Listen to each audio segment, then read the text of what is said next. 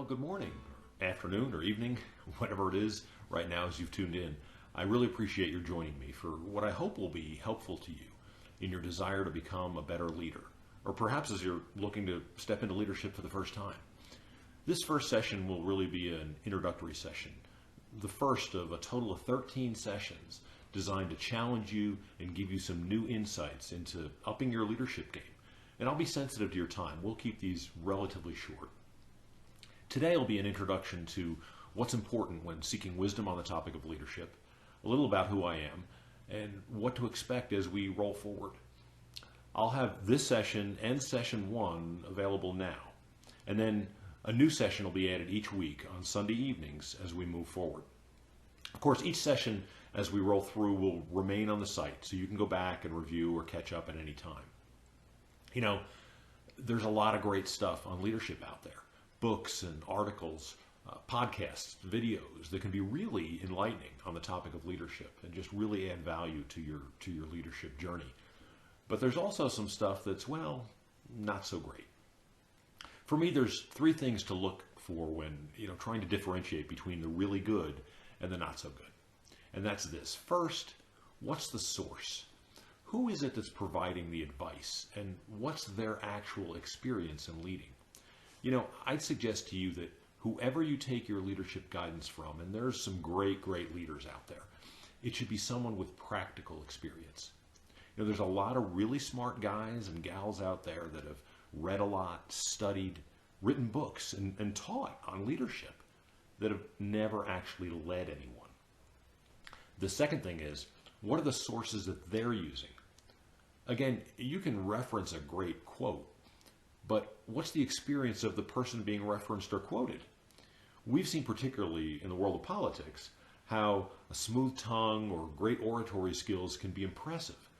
But if they're not backed by real life experience and success, then they're really just words and head knowledge. The third thing is the information that you're receiving. Is it something you can really apply? Can you take it back? Can you take what's been given to you back and go into your home, your workplace, your ministry, your community, and apply what's been shared? Theory makes for great textbooks, but if all it generates is knowledge, then it really can't be transferred to your daily leadership life. And I'd suggest that its value is limited. So for those of you who don't know me or my story or my background, you should be asking these same questions. Who is this guy? What's his leadership experience? And where's he getting his info from? What are his sources? Well, I don't like talking about myself a whole lot. So if you want to learn a little bit about me, I'd encourage you to go to the About section on this site, where you'll find a brief bio of my corporate and ministry experience in leading others. Again, it's important that you discern that the person who's giving you leadership advice has real life experience from where they're drawing that advice.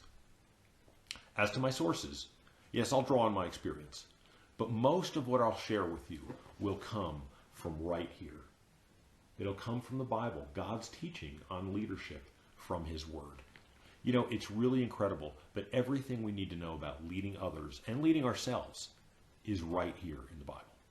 If you don't believe that, or you're skeptical, or if you don't even own one of these, I'd encourage you to hang in there with me. I'd also encourage you to get one. But I encourage you to hang in there with me, because no matter what you believe, I'm telling you that the teaching in here will open your eyes to leadership and show you some things that you may have never seen before, or have you look at some things in a different way. We'll focus primarily on 1st and 2nd Timothy, but we'll grab some great stuff from other passages as well. I'll reference some other great leaders I've known personally and those I've admired from afar. But know that there'll be leaders that have a proven track record of actually leading. Lastly, a question you should ask is, will what we talk about be practical and applicable to what you're doing in your leadership world? You've already heard my views on leadership theory and those who teach but have never really led. So rest assured that in each segment, we'll talk about how to go back to your home, your workplace, your ministry, your community, and apply what's been shared. We'll have takeaways. In our next session, we'll dive into some principles and practices of leadership. But I'd like to wrap up this segment with really what is a launching pad and kind of a level set for future sessions. So first, let's define leadership, because you could define leadership in a lot of different ways. So we want to be consistent with that and have a level set for that. So for purposes of our time together, let's say this. Leadership is utilizing God-given gifts and learned skills to influence and guide groups of people toward fulfillment of a common goal. Let me state that again, and it's on the screen. Leadership is utilizing God-given gifts and learned skills to influence and guide groups of people toward fulfillment of a common goal. Now, what does that all mean? There's so much more to it, of course. But this can serve us well as a foundation and a general understanding for our time together of what leadership is and its purpose. The second guiding principle I'd like to suggest to you is not one that everyone will agree on, but it's one that, through experience, I've come to believe is absolutely true. And that's this: not everyone is meant to lead. I know that can be tough for some people to hear, but I will tell you that through years of experience, I've come to believe it's true. And it doesn't need to be bad news. And I'll tell you why in just a minute. You know, it's interesting. I was attending a leadership conference a couple of years ago, and some of the best-known Christian and secular leaders spoke at this conference. In one presentation, one of the speakers, for all who know him, have a tremendous amount of respect in what he's accomplished, said, not everyone is meant to lead. Not everyone is cut out to be a leader. And he went on to explain why that was. 3 speakers later, a different well-known leader took the podium, and in her teaching, she emphatically said, everyone is a leader. And that got resounding applause. Mostly, I suspect, from the non-leaders in the room. But with all due respect to her prominence and her success in her field as a leader, I beg to differ. Now, some of this gets back to how you define leadership. And let me tell you why not being cut out to be a leader as we've defined it is not necessarily bad news. First of all, we're all called to lead ourselves well, to take care of our bodies, our minds, our soul. And if we have families, we're absolutely called to lead in our homes. We also have the ability to say an encouraging word, to share a great idea, to contribute significantly to a goal or a project. In fact, we all have the ability to do and say things that can have a profound impact on changing the lives of others. And we may well be leading in those situations. That doesn't necessarily make us leaders as we've defined it. Remember, we've said that leadership is utilizing God-given gifts and learned skills to influence and guide groups of people toward fulfillment of a common goal. Now, it can be a small group of 1 or 2, or it can be a huge organization. But that's how we're defining it for these purposes. See, when it comes to leading other people in the workplace, in the community, some of us are called to support tasks. Tasks that may carry significant importance and are mission critical, but don't necessarily involve directly leading groups of people. That's not a bad thing. That's not a criticism. It's not a value statement at all. It's just a truth that I happen to believe in. Now, you may currently be in a support role like this. You may not have direct influence over groups of people. And don't take that to mean that you haven't been gifted with leadership abilities. That's something you'll have to discern. And hopefully as we go through this, if you're in one of those support roles, as we go through these sessions, it'll help you discern whether you are truly called to lead groups of people. Some questions for you. Do you have an inner yearning to lead others? To lead the charge toward a common goal? To be able to set vision, communicate that vision, and then lead a team or an organization toward attaining that goal? And then to do it again, and to do it again.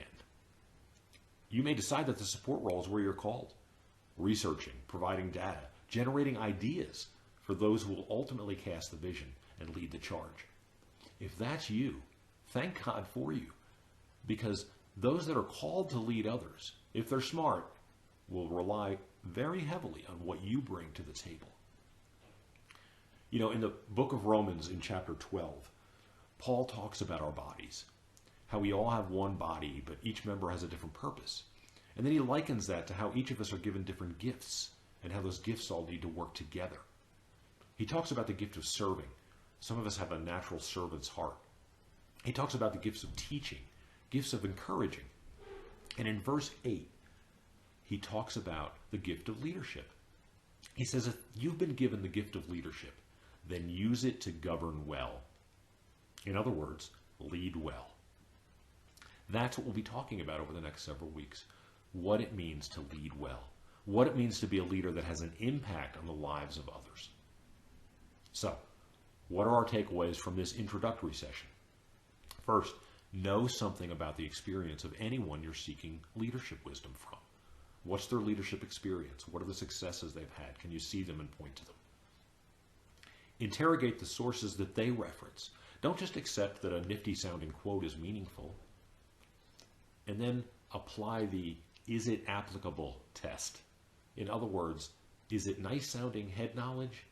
Or can I go back to my environment and use it? It's great to be inspired. We all need to be inspired.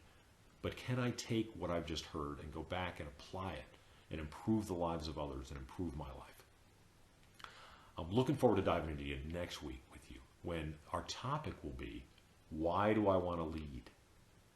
Why do I want to lead? Think about that for a second. And that brings us to our last takeaway.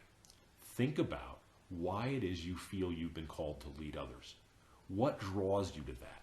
Whether you've been leading for several years or are just stepping into it or are considering stepping into it. As you look ahead, it's a question we need to ask ourselves. Why is it I want to lead? So we'll challenge ourselves on that next time. Thanks so much for being with me. Look forward to seeing you then.